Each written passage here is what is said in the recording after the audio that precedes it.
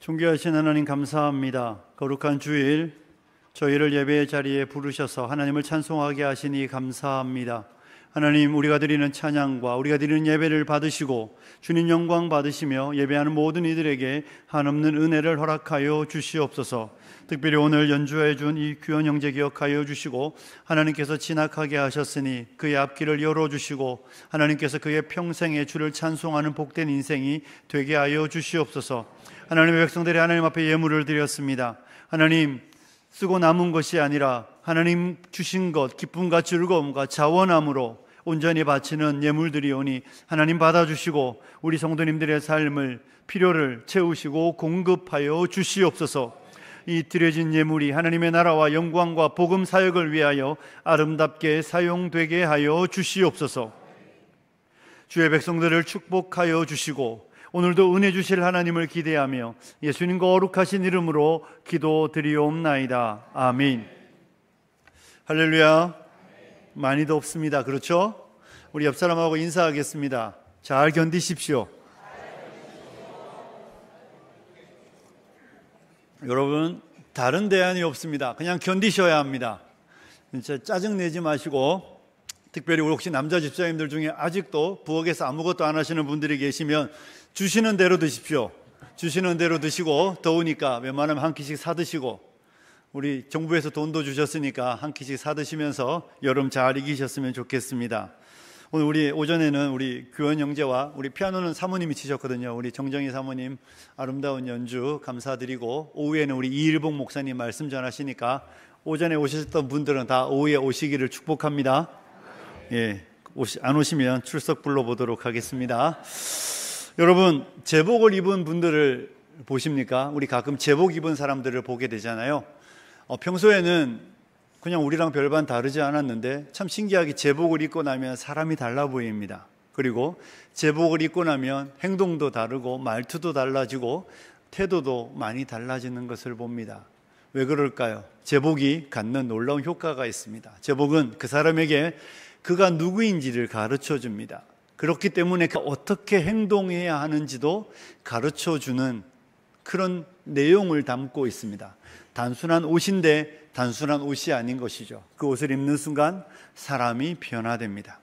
오늘 우리는 바울이 가르쳐주고 있는 성도됨에 대한 이야기들을 좀 살펴보려고 합니다. 우리가 그 단어를 쓸 때, 사도가 그 단어를 우리에게 가르쳐줄 때 그 단어는 저와 여러분으로 하여금 우리가 어떠한 사람이 되어야 하는지, 어떠한 사람인지를 가르쳐주고 있다는 것을 우리가 말씀을 통해 좀 살펴보려고 합니다. 여러분이 지난주에도 이 말씀을 보았는데요, 사도 바울이 자기를 이렇게 소개하고 있습니다. 하나님의 뜻으로 말미암아 그리스도 예수의 사도된 바울, 이렇게 말하고 있습니다. 바울은 스스로를 사도라고 말하고 있습니다. 여러분, 사도라는 말의 의미는 아주 간단합니다. 따라해 보십시오. 보냄을 받았다. 이것이 사도라는 의미입니다. 공식적인 권위를 가지고 보냄을 받았다, 이렇게 이야기하는 것이죠. 그러니 사도 바울은 내가 사도된 게 아니에요. 내가 스스로 온 게 아니에요. 하나님이 나를 택하여 불러 사도로 보내셨다는 것입니다. 이것이 바울이 소개해 주고 있는 바울의 정체성입니다. 나는 사도입니다. 이 말에는 나는 하나님이 보내서 보냄받은 사람입니다. 하나님이 보내셨기 때문에 왔습니다. 이렇게 말하고 있는 의미입니다. 우리가 이 단어를 조금 생각해 볼 필요가 있습니다. 사랑하는 성도 여러분, 한국에는 이 사도라는 단어를 쓰지 않습니다. 사실 우리가 이렇게 심각하게 다룰 이유는 없습니다. 하지만 한때 코로나 전에 세계적으로 유행했던 신사도 운동이라는 것이 있었습니다. 마치 용어는 좋습니다. 신사도 운동. 우리 모두가 사도들과 같은 그런 어떤 운동들을 꿈꾸고 그런 열정을 갖자라는 취지는 좋았는데 그 표현은 별로 좋지 않습니다. 제가 아프리카에 있을 때 교회 안에 사도라는 직분을 갖는 사람들이 가끔 있었습니다. 특히 흑인 교회에 가면 자기들끼리 불러요. 사도님, 사도님 이렇게 부른단 말이에요. 여러분, 그들끼리 그 말을 쓸 때 그 말의 의미는 이해할 것 같아요. 그런데 교회는 이 사도라는 단어를 성경 계시가 끝나는, 어려운 표현이죠. 성경은 마지막 성경이 뭡니까? 요한계시록이죠.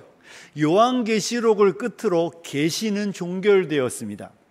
더 이상 우리에게 하나님이 직접 말씀을 주셔서 어떤 사람에게 성경을 기록하게 하는 일은 없어요. 그러니 저와 여러분이 이런 표현을 쓰면 안 돼요. 하나님이 계시로 내게 이렇게 말씀하셨어. 이런 말은 좋지 않은 표현입니다. 하나님 우리에게 감동하신다. 이 정도면 충분합니다. 하나님 내게 감동하셔서, 하나님 내게 은혜를 주셨어. 그런데 하나님 내게 계시하셔서, 좋아 보이지만 좋지 않은 표현. 그러니 계시는 요한계시록을 끝으로 끝났다. 그리고 계시를 마침과 함께 더 이상 사도라는 직분을 갖는 사람은 없습니다.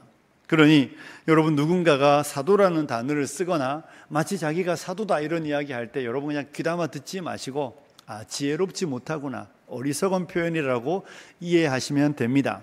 하지만 저와 여러분이 사도 바울이 자기를 사도라고 소개해 줄 때 하나님께서 교회에 사도를 주신 목적은 분명히 아셔야 합니다. 하나님이 사도를 왜 세우셨을까요? 하나님은 사도들을 통하여 영원한 진리의 복음의 말씀을 교회에게 주시는 겁니다.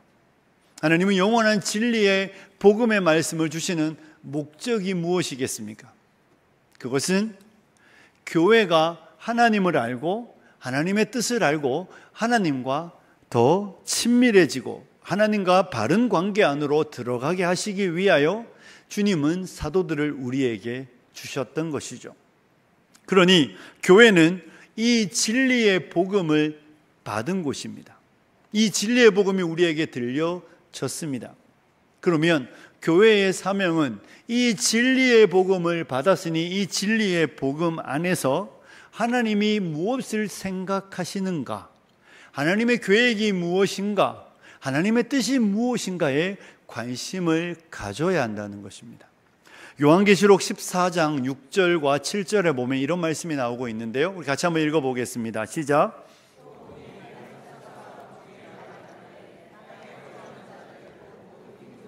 종족과 방언과 백성에게 전할 영원한 복음을 가졌더라.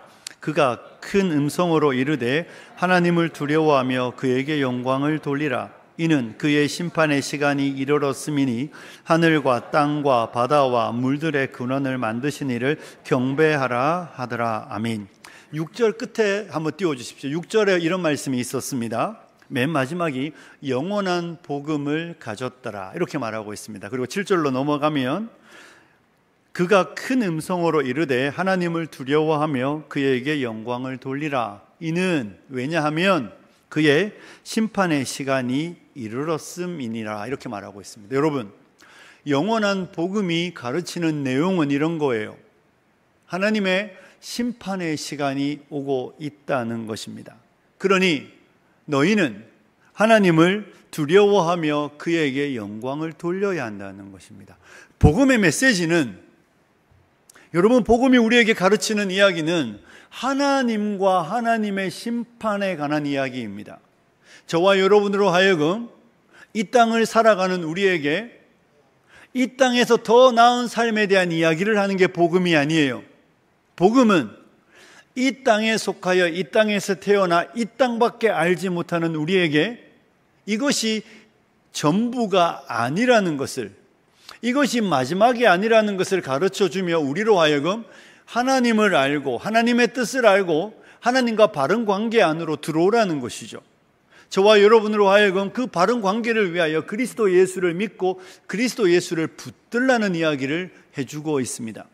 그런데 안타깝게도 오늘날 복음을 이야기하는 많은 사람들은요, 복음이 하고 싶어하는 이야기보다는 아주 주관적으로 복음을 적용하기를 좋아합니다. 나에게, 나의 삶에, 내 일상에 복음이 뭘 가르쳐주고 싶어 하는가에 관심이 있는데 복음의 핵심은 거기에 있지 않습니다. 예수님께서 마지막에 대한 이야기를 하면서 노아의 때와 같다고 말했습니다. 그때 사람들이 먹고 마시고 시집가고 장가가면서 공고받은 날들에 대하여 관심을 갖지 않는다는 것이죠. 여러분, 먹고 마시는 게 죄입니까? 시집가고 장가가는 게 죄인가요? 아니에요. 우리는 먹고 마시고 시집가고 장가가는 일상을 살아갑니다. 그런데 문제는 무엇입니까? 그것만 관심 가지면 안 된다는 거예요. 먹고 마시고 시집가고 장가가는 일들이 우리의 일상이니까 해야죠. 하지만 먹고 마시고 시집가고 장가가면서 120년의 시간 동안 방주를 만들면서 우리에게 말씀을 주시는 그 하나님의 말씀을 귀담아 듣지 않으면 그건 문제가 되는 것이죠. 오늘날 교회가 영원한 복음을 가졌다고 말하는데 그 영원한 복음을 자꾸 먹고 마시고 시집가고 장가가는 일들, 그 일들을 향한 하나님의 뜻, 하나님의 생각, 하나님의 교회에게만 관심을 갖는다는 건 문제가 된다는 것입니다.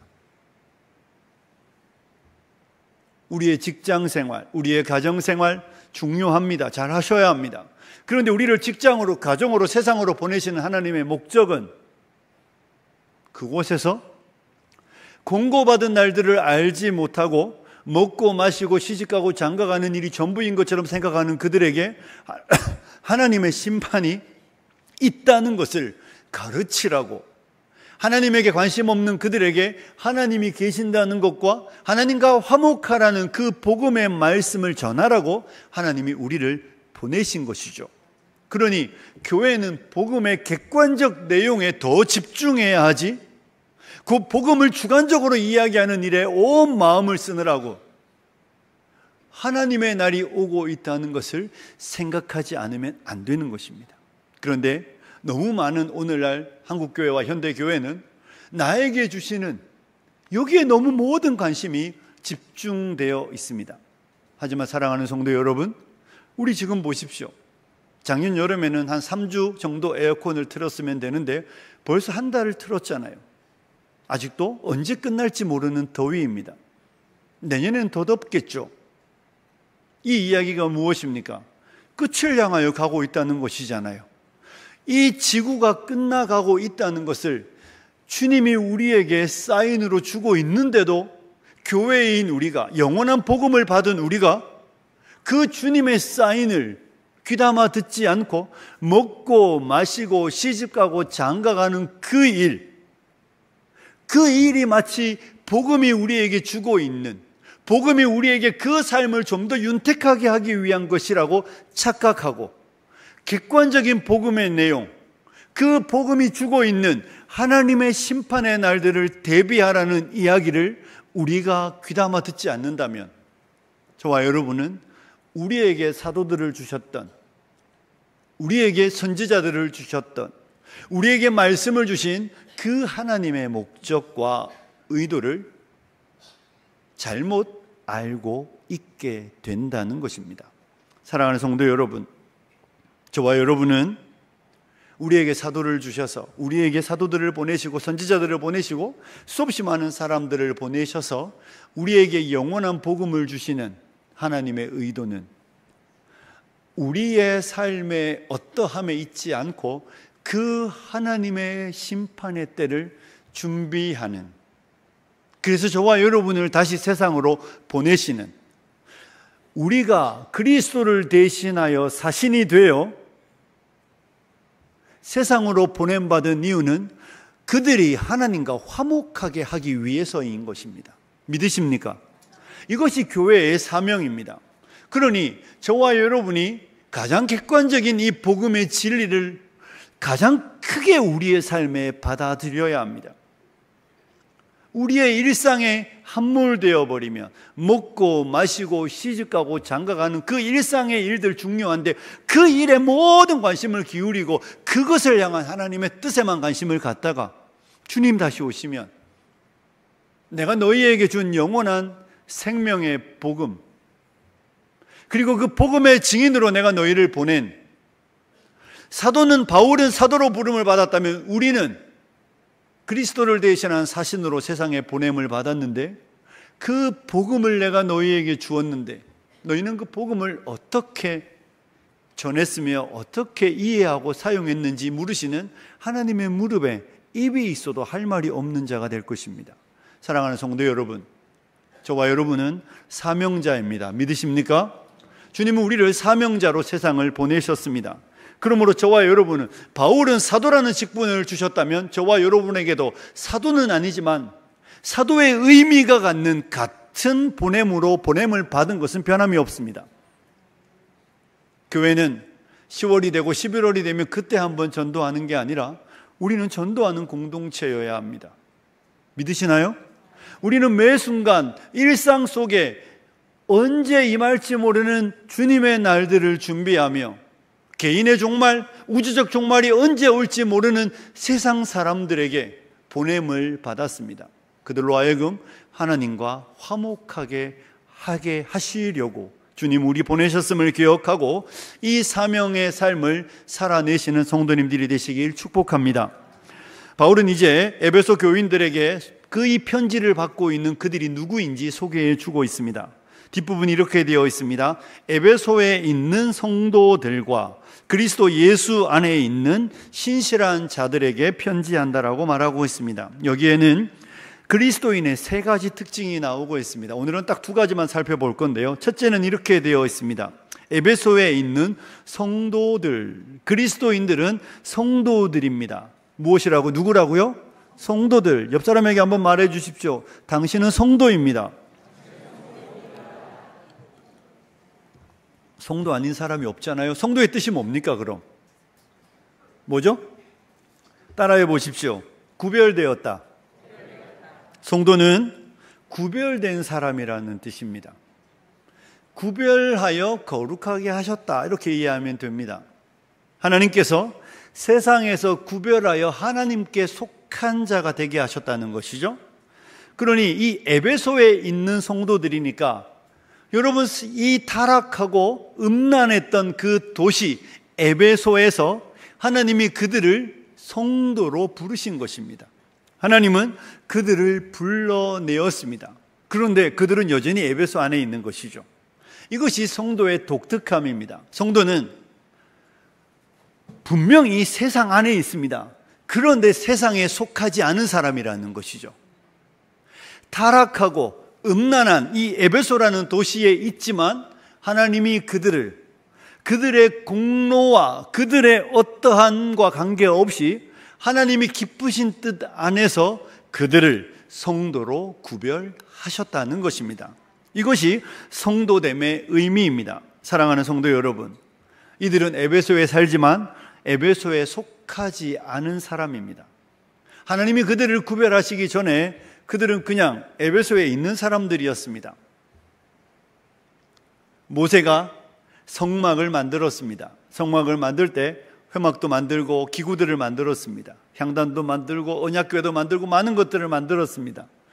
그때 그 재료들은 이스라엘 백성들이 가지고 있는 일상의 것들이었습니다. 황금과 은과 동철과 수없이 많은 성막에 필요한 재료들은 그들이 가지고 있던 것들이었는데 그것들을 모세에게 가져와 성막을 만들고 여러 가지 제단의 기물들을 만들고 나고 모세가 그것을 구별하였습니다. 일상적인 것들이 구별하고 나자 그때부터는 특별해지는 거예요.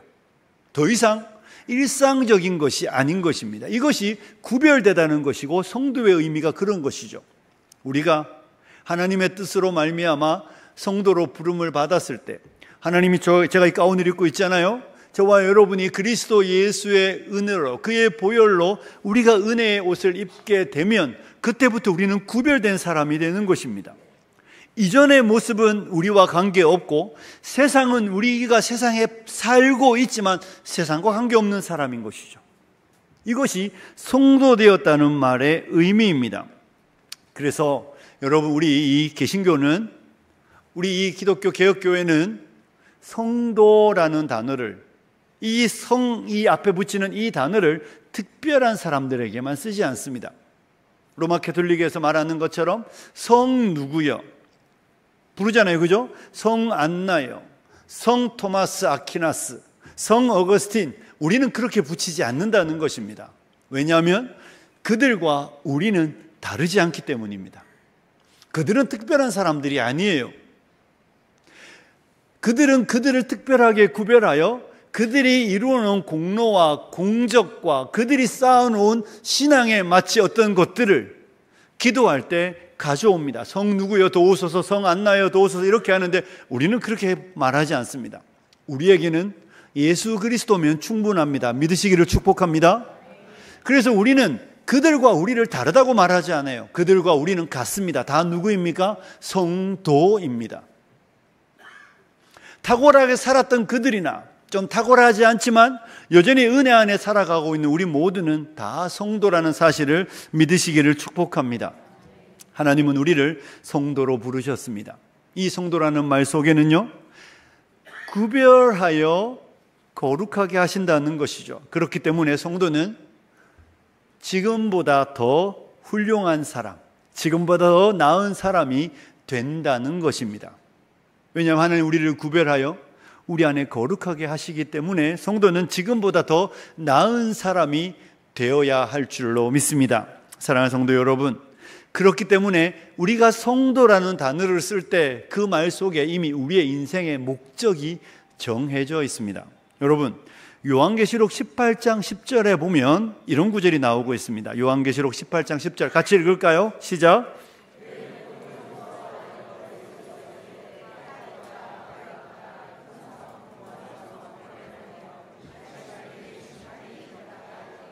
아멘. 자, 띄워놓으시면 저기 보면 바벨론이 나오잖아요. 바벨론은 세상을 대표하는 것입니다. 세상. 이 세상 큰 성 바벨론, 구약에 보면 멸망하는데, 이 요한계시록에 보면 멸망하는데 하나님을 대적하여 높아진 세상의 대표입니다. 그런데 바벨론이라는 말 앞에 두 가지 부사가 붙었습니다. 무엇입니까? 하나는 크다 이렇게 되어 있습니다. 큰 성. 또 앞에는 뭐죠? 견고하다 이렇게 되어 있습니다. 세상을 대표하는 특징은 크고 견고하다는 것입니다.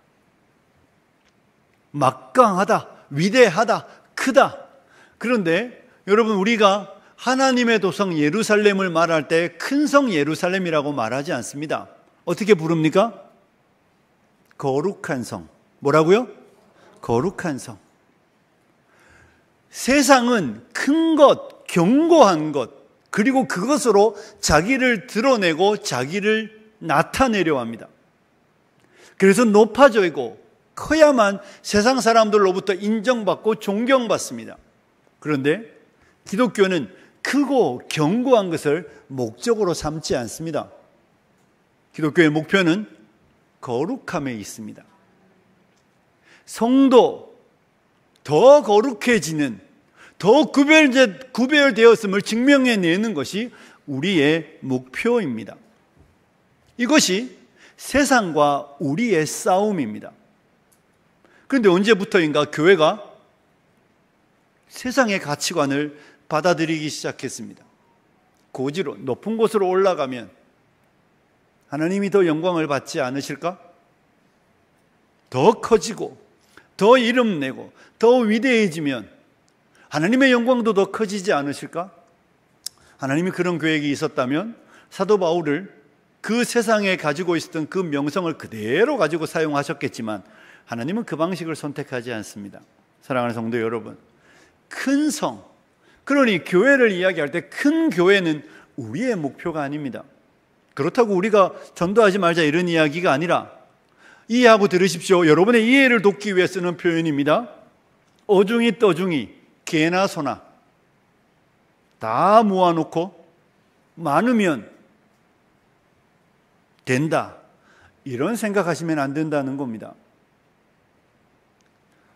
목사가 그런 표현 썼다고 상처받지 마시고 여러분의 이해를 돕기 위해, 여러분, 예수님이 알곡과 가라지 비유를 주실 때 천국은 마치 좋은 씨를 제밭에 뿌린 사람과 같다고 말했습니다. 그런데 밤에 원수가 와서 가라지를 뿌렸습니다. 그리고 알곡과 가라지는 마지막까지 함께 자라도록 두신다고 말씀하셨습니다. 그것이 교회라면 어떻게 하시겠습니까? 1만 명 있는데 알곡이 100명밖에 없으면 하나님이 보시기에 아름답다고, 하나님 보시기에 기쁨이 되겠습니까? 그 이야기에 우리는 주목해야 하는 것입니다. 언제부터인가 우리는 많으면 된다, 꽁 잡는 게 매라고, 꽁만 잡으면 되지 않냐고. 그렇지 않습니다. 많은 게 중요한 게 아니라 옳고 그르고 바른 사람이 많아야죠. 거룩하게 살아가려고 정말 구별된 사람이 많아야 되는 것이지, 여전히 세상적 가치관과 생각을 교회 그대로 가지고 와서 크고 높고 이름 내고 위대한 것을 마치 하나님의 복인 것처럼 이야기하며 그 내용이 기독교 안에 있는 것처럼 말하면 하나님이 기뻐하시는 일은 아니라는 것입니다. 사랑하는 성도 여러분, 성도라는 단어를 쓸 때 이미 우리의 목표는 거룩함에 있습니다. 여러분 사업하십니까? 사업의 목적은 잘 되는 것이지만 여러분의 사업의 목적은 잘 되는 방식이 거룩해야 합니다. 내가 하나님의 말씀을 따라 옳고 바른 방법으로 성경에 위배되지 않는 방식으로 사업을 하겠다. 잘 될 수도 있고 안 될 수도 있겠죠. 행여 안 돼서 망해도 영광입니다. 편법을 쓰자고 불법을 쓰자고 불의하자고 말하는 사람을 향하여 하나님이 기뻐하지 않으신다고 말하며 손해보기로 뜻을 정하고 나아가다가 손해보면 영광이죠. 목사님, 개같이 벌어서 정성같이 쓰면 되는 거 아닙니까? 교회에 11조만 많이 내면 하나님 영광 아닙니까? 아니에요.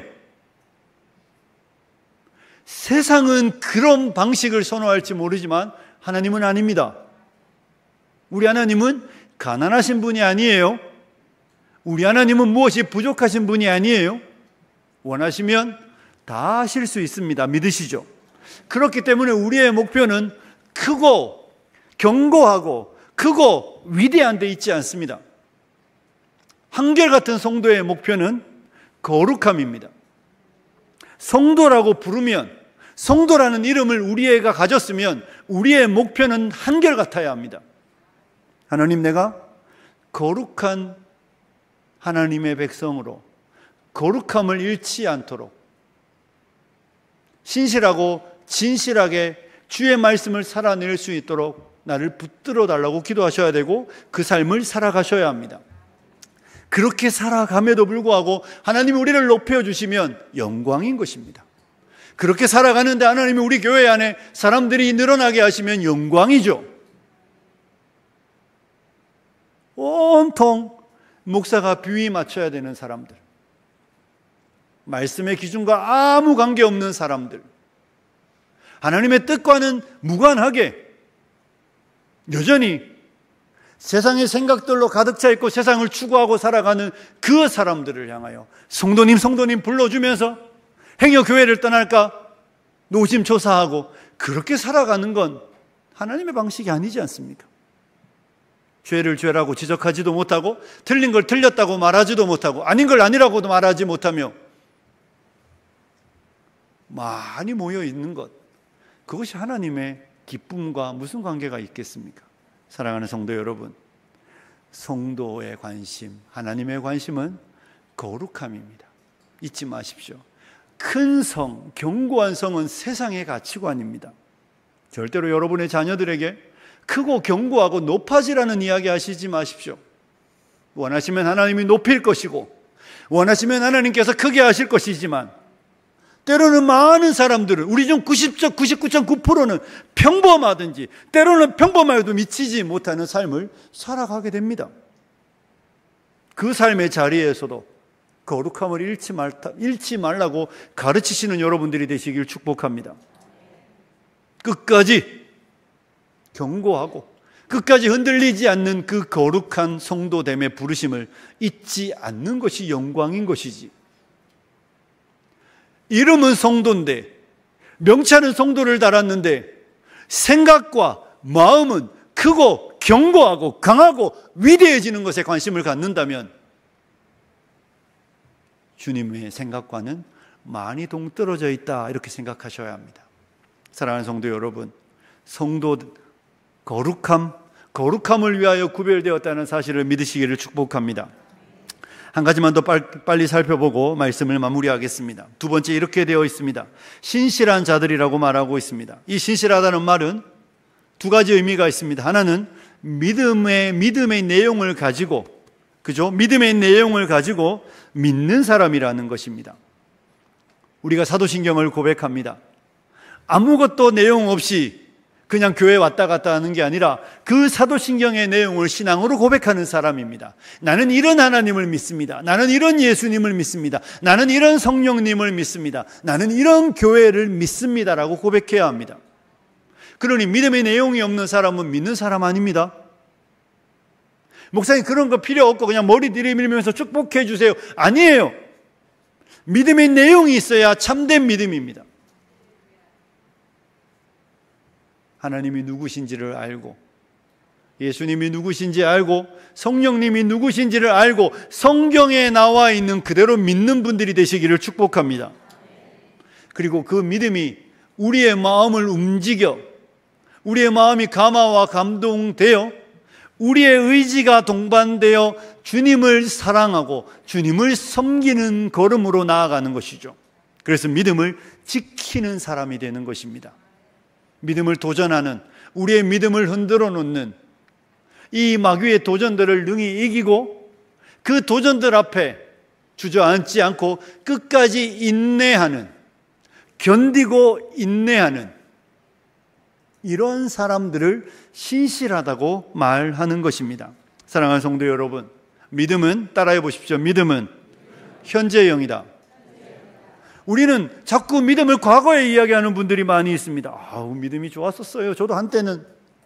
여러분, 과거의 사랑이 제일 슬픕니다. 나도 한때 열렬히 사랑했었는데 그게 무슨 의미가 있습니까? 믿음은 현재형이어야 합니다. 우리 소망교회 어르신들, 지금 예수님을 믿으셔야 되죠. 믿으시죠?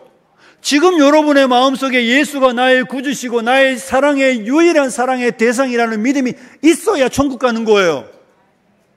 나도 10년 전에 교회 다니고 나도 10년 전에 예수 믿었는데 그건 지금은요? 믿음은 현재형이어야 합니다. 내가 지금 예수를 믿고 있어야 하고 지금 내가 예수를 사랑해야 되고 지금 내가 예수님을 위하여, 예수님 때문에 사도 바울처럼 감옥에 있을지라도 흔들리지 않는 믿음이, 그게 믿음인 것이죠. 나도 예전에는, 저 사람도 예전에는, 저분도 과거에는 그런 걸 믿음이라고 말하지 않습니다. 믿음은 현재형입니다. 죽음의 순간에 믿음이 있어야 됩니다. 그렇지 않습니까? 임종의 순간에 예수님 믿냐고 묻는데 잘 모르겠다고 50년, 60년, 70년 다녀도 의미 없습니다. 안 믿는 거예요. 70년 동안 안 믿은 거예요. 지금 그 순간에 예수가 나의 주시고 나의 하나님이시라는 그 고백이 있어야 천국 가는 것입니다. 절대로 믿음은 과거형일 수 없습니다. 사랑하는 성도 여러분, 말씀을 마무리합니다. 저와 여러분, 오늘 바울이 사도라는 말하는 것을 살펴보았습니다. 우리가 그 단어는 과거로 끝났지만 그 사도의 가르침을 우리에게 주시는 하나님의 의도를 배웠습니다. 하나님을 알고 하나님의 뜻을 알고 하나님과 더 친밀해지셔야 하고 하나님 우리에게 화목해 하는 직분을 맡기셨으니 저와 여러분이 그리스도의 대사가 되어 저와 여러분도 세상에 가서 그리스도를 알리는 분들이 되어야 합니다. 전도는 우리의 일상이어야 하고 복음 전파는 우리의 목적이어야 합니다. 주관적으로 먹고 마시고 시집가고 장가가는 일에 여러분 함몰되시지 말고 주님 다시 오시는 날 우리의 사랑하는 사람들이 함께 주님 앞에 설 수 있도록 복음을 전하시는 여러분들이 되시고 저와 여러분이 성도로 부름을 받았으니 거룩하게 구별되었으니 우리의 관심이 크고 높고 견고하고 위대해지는 데 관심 갖지 마시고 오늘 내가 주의 말씀을 따라 거룩한 성도로 살아가는 것, 한순간 한순간 하나님이 구별하여 주신 그 거룩함을 잃지 않는 것이 우리의 인생의 목표가 되고 믿음을 가지고 믿음의 내용을 따라 견디며 인내하시며 그 믿음을 실천하시는 귀하고 복된 성도님들이 되시길 주님의 이름으로 축복합니다. 우리 함께 기도하겠습니다. 함께 기도할 때 들은 말씀 생각하며 하나님 성도답게 살게 해주시고 신실한 자 되게 하여 주시고 복음을 전하는 인생 되게 하여 달라고 함께 기도하겠습니다. 살아계신 하나님 아버지, 나의 삶이 정말로 신실하고 진실하게 살아내는